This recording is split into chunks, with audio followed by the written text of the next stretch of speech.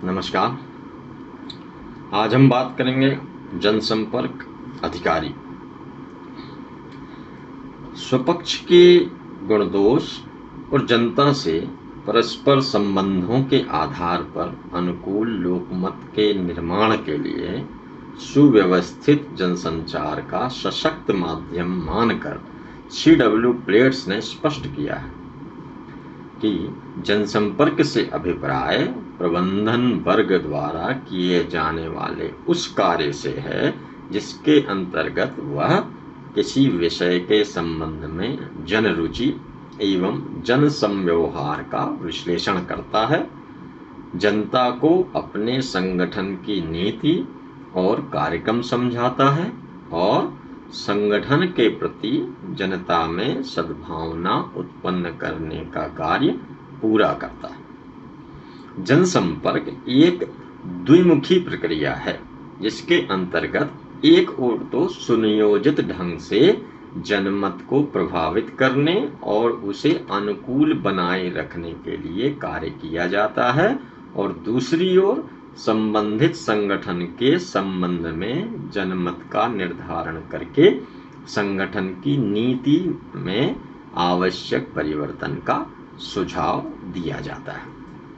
जनसंपर्क अब विज्ञान की स्थिति में अपना विशिष्ट विधात्मक रूप ग्रहण कर चुका है।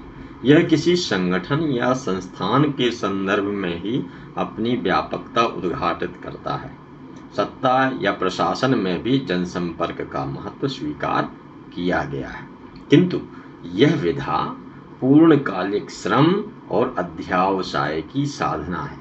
जनसंपर्क अधिकारी जनसंपर्क रूपी भवन की आधारशिला है। कोई भी विचार कितना ही महत्वपूर्ण हो, पर उसे जनता तक जिस संप्रेषण के रूप में पहुंचाने के लिए उचित माध्यम की आवश्यकता है तथा जो सुंदर रूप से उसे प्रस्तुत कर सकता है, वह जनसंपर्क अधिकारी ही हो सकता है। वह समूह मनोविज्ञान से परिचित तथा अभिव्यक्ति की सच्चाई और ईमानदारी का पोषक होता है।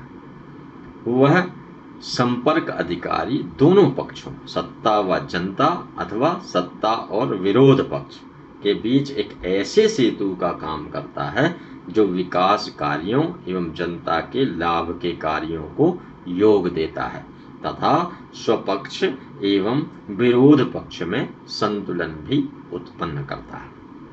जनसंपर्क के क्षेत्र में कार्य करने वाला व्यक्ति जनसंपर्क अधिकारी है। जनसंपर्क अधिकारी शासकीय सेवाओं में रहते हुए भी राजनीतिक लोगों से निकट संपर्क रखकर ऐसा अशासकीय व्यक्तित्व धारण कर लेता है कि लोग कुछ समय तक यह अनुमान नहीं लगा पाते कि वह कहाँ और किस पद पर कार्य कर रहा है। ऐसी स्थिति में वह शासकीय पद पर कार्यरत ऐसा सामाजिक कार्यकर्ता होता है जो सत्ता के हितों का प्रचार प्रसार करते हुए सत्ता के प्रति लोकमत निर्माण की भूमिका का निर्वाह करता है। जनसंपर्क अधिकारी सत्ता और जनता का विश्वास प्राप्त करता है। सत्ता की विचारधारा जनता तक पहुंचाना उसका प्रथम संकल्प है। जनता उसे अपने में से एक व्यक्ति मानती है। संस्थान में कार्यरत जनसंपर्क अधिकारी भी दोहरे कार्य को संपादित करता है। संस्थान के साथ साथ अपने स्थान के प्रति जनसामान्य की विश्वसनीयता स्थापित करने और लोक रुचि जगाने का दायित्व भी पूरा करता है। यह कहा जा सकता है कि जनसंपर्क अधिकारी जनता में सत्ता के प्रति लोक रुचि का विस्तार और सत्ता में जनता के प्रति अभिज्ञान जगाकर दोनों पक्षों की सबलता में एक कड़ी जोड़ने का काम करता है। पर उसके इस व्यक्तित्व में दोनों ही पक्षों की गहरी विश्वसनीयता और संतुलन क्षमता बढ़ाने में ही उसकी सर्वोच्च उपलब्धि है। तभी तो उसे जासूस की भूमिका में नहीं देखा जाता। जनता के गहरे विश्वास को स्थापित करके श्रेष्ठ जनसंपर्क अधिकारी सत्ता के प्रति उच्च लोकमत का सही निर्माता होता है। इसका महत्व जनसंपर्क कार्य जीवनगत मूल्यों के निर्माण, मानव समाज के प्रति संवेदना और सहानुभूति के साथ ही मानव जाति की विविध समस्याओं को सुलझाने की ऐसी विश्वसनीयता का केंद्र है जिसका कोई विकल्प हो ही नहीं सकता। जनसंपर्क अधिकारी जन समाज के बीच अपने आप को जनधारा से जोड़ने में सफल होता है।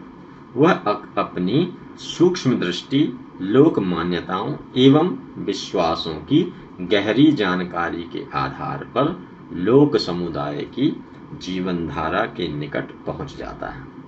जनसंपर्क अधिकारी का एक महत्व यह भी है कि वह अपनी गहरी सूझबूझ और विश्लेषणात्मक बुद्धि के कारण भविष्य में होने वाली घटनाओं का अनुमान लगाकर उसके अनुरूप अपने कार्य को करने और अपने दायित्व को पूरा करता है। जनसंपर्क अधिकारी मतलब पब्लिक रिलेशन ऑफिसर PRO और संपर्क अधिकारी लाइजन ऑफिसर में एक मौलिक अंतर है। जनसंपर्क अधिकारी सत्ता या प्रशासन की एक इकाई के रूप में जनमानस के बीच भी अधिकारी कम अपितु जनमानस के सख्य भाव या मित्र भाव का प्रेरक अधिक होता है। ऐसी स्थिति में एक श्रेष्ठ जनसंपर्क अधिकारी की योग्यता का मापदंड जनमानस में उभरी हुई उसकी छवि से आंका जाता है। प्रतिष्ठानों या प्रबंधक वर्गीय संस्थानों में संपर्क अधिकारी मतलब लाइजन ऑफिसर की अनिवार्य भूमिका संस्थान के प्रति पूर्ण निष्ठावान रहकर भी एक पक्षीय रूप लिए रहता है, क्योंकि वह जनमानस में प्रायः दूर रहता है और जिन सूत्रों एवं संस्थाओं या व्यक्ति विशेष से उसके संस्थान का कार्य अधिक रहता है, उससे संपर्क साधे रखना ही उसका एकमात्र उद्देश्य होता है। संपर्क अधिकारी का हित इसी सीमा तक रहता है कि वह अधिकारी से या उन व्यक्तियों से संपर्क साधता रहे जो उसके संस्थान के कार्य अथवा योजनाओं को सुगमता से पूरा करा देते हैं। अतः कहा जा सकता है कि जनसंपर्क अधिकारी द्विमुखी भूमिकाओं में अपने व्यक्तित्व का विकास करता है। एक ओर तो सत्ता या प्रशासन के अधिकारियों से भी उसका निरंतर संबंध रहता है तथा उनके विचार या संदेश जनता तक पहुंचाना उसका कर्तव्य होता है। वहीं दूसरी ओर उस जन को भी विस्मृत नहीं करता जिसके बीच यह सेतु बना हुआ है। उनकी विविध समस्याओं से परिचित होकर उनके समाधान के मार्ग को खोज पाने की चेष्टा उसका धर्म होता है। तभी वह अपने जनसंपर्क के कर्तव्य निर्वाह के साथ सत्ता द्वारा प्रदत्त अधिकारों का प्रयोग करते हुए जनता की बात भी सत्ता या सरकार तक पहुंचाता है। जनसंपर्क अधिकारी में क्या क्या अर्हताएं होनी चाहिए? एक श्रेष्ठ जनसंपर्क अधिकारी की योग्यता का मूल्यांकन मात्र विश्वविद्यालय द्वारा प्रदत्त प्रथम श्रेणी या स्वर्ण पदक से नहीं लिया जा सकता। इसी प्रकार व्यावसायिक प्रशिक्षण भी किसी भी व्यक्ति को जनसंपर्क के सैद्धांतिक पक्ष का अध्ययन तो करा सकता है, पर व्यवहारिक पक्ष तो साधना, श्रम और अध्यावसाय से ही प्राप्त किया जा सकता है। जनसंपर्क अधिकारी के व्यवहारिक ज्ञान एवं योग्यता का कोई भौतिक मापदंड नहीं है। यह मापदंड तो जनता प्रतिनिधियों एवं कार्यालयों में उसकी विकसित लोकप्रियता एवं उसके व्यवहारिक कौशल से जाना जा सकता है। जनसंपर्क अधिकारी किसी भी सत्ता की ऐसी महत्वपूर्ण इकाई है जिसके माध्यम से किसी भी राज्य प्रांत के जनसंपर्क निदेशालय के प्रतिष्ठा एवं गरिमा का परिचय मिलता है।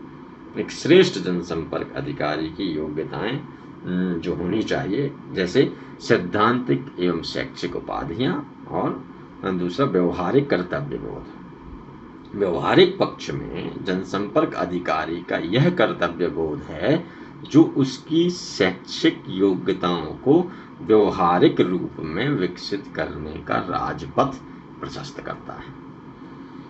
अस्तु इस राजपथ पर निरंतर गतिशील और प्रतिष्ठित बने रहने के लिए किसी भी श्रेष्ठ जनसंपर्क अधिकारी में कुछ योग्यताएं होना बहुत जरूरी है, अपरिहार्य है। जैसे उसे अध्यावसायी होना चाहिए, विश्वसनीय होना चाहिए, प्रशासन की रीति नीति का मर्मज्ञ होना चाहिए, जन व्यवहार का विश्लेषक होना चाहिए, लोकमत निर्माता, बहिर्मुखी व्यक्तित्व, मृदुभाषी एवं सहनशील, स्वपक्ष का हितैषी, आतिथ्य सत्कार, प्रत्युन्नति वाला सच्चा मित्र, अभिव्यक्ति कौशल, ये कुछ गुण हैं जो उसे व्यवहारिक बनाते हैं। श्रेष्ठ जनसंपर्क अधिकारी की सबसे बड़ी योग्यता उसका अध्यावसाय है।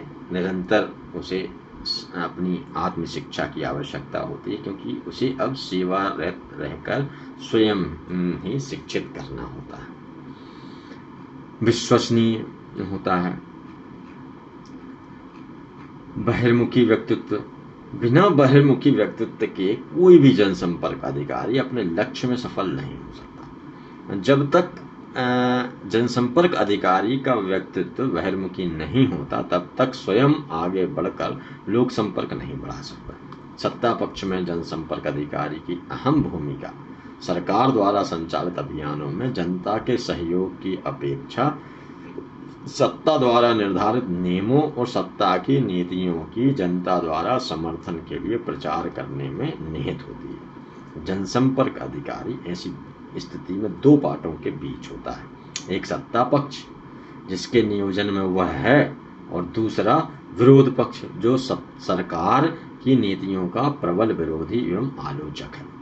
विरोध पक्ष जनसंपर्क अधिकारी पर भी संदेह दृष्टि रखता है तथा उसकी गतिविधियों का विरोध भी करने लगता है। ऐसी स्थिति में चतुर जनसंपर्क अधिकारी दोनों पक्ष और विपक्ष के सदस्यों के साथ अपने खुले व्यवहार के कारण सफल होता है।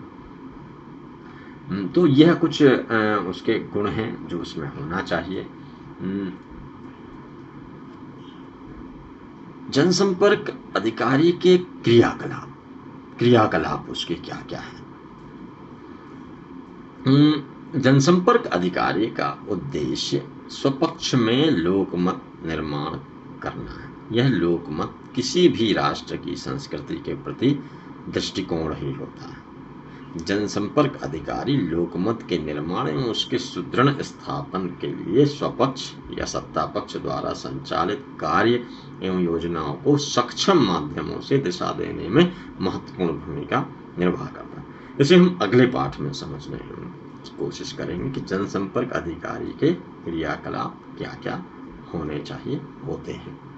इस पाठ में आपने जनसंपर्क अधिकारी के उनकी अर्हताओं, उसके जो व्यवहारिक गुणों को जानने की कोशिश की है, समझा है। अगले पाठ में हम क्रियाकलाप पर बातचीत करेंगे। नमस्कार।